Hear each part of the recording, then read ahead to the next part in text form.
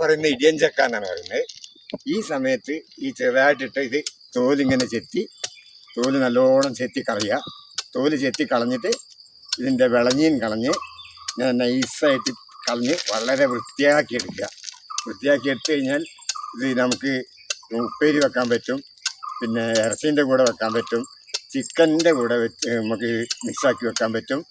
പിന്നെ നമുക്ക് ഉപ്പേരി പോലെ വെച്ച് ശരിക്കും നല്ലോണം അത് മാത്രം കഴിക്കാൻ പറ്റും.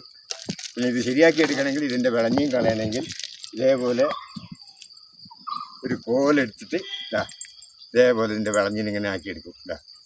ഇതിങ്ങനെ തന്നെ വിളഞ്ഞീൻ കളയണം. വിളഞ്ഞീൻ കളഞ്ഞില്ലെങ്കിൽ കത്തിയിൽ വിളഞ്ഞീൻ പിടിക്കും, നമ്മളെ കയ്യിലൊക്കെ വിളഞ്ഞീനായിരിക്കും. ഇതിങ്ങനെ നല്ലോണം വൃത്തിയാക്കി എടുത്തിട്ട് വീണ്ടും ചെത്തണം.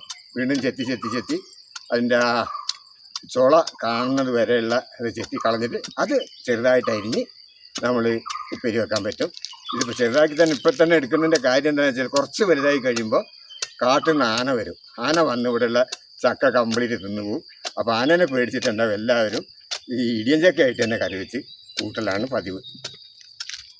അതാണ് ഇങ്ങനെ ഇടിയൻ ചക്കൻ്റെ പവർ. ഇത് രാസവളമോ അല്ലെങ്കിൽ ഒരു വളവും ഇല്ലാതെ നമ്മൾ കിട്ടുന്നൊരു സാധനമാണ്. ഇവിടെ വളമില്ലാത്തൊരു സാധനം എന്ന് പറയുമ്പോൾ ഈ ചക്ക മാത്രമേ കിട്ടുക. ചക്കയും മാങ്ങയുമാണ് മഴക്കാലത്ത് ഇവിടെ വളമില്ലാണ്ട് നമുക്ക് കൃഷി ചെയ്ത് കിട്ടുന്ന ഒരു സാധനം. Okay, thank you.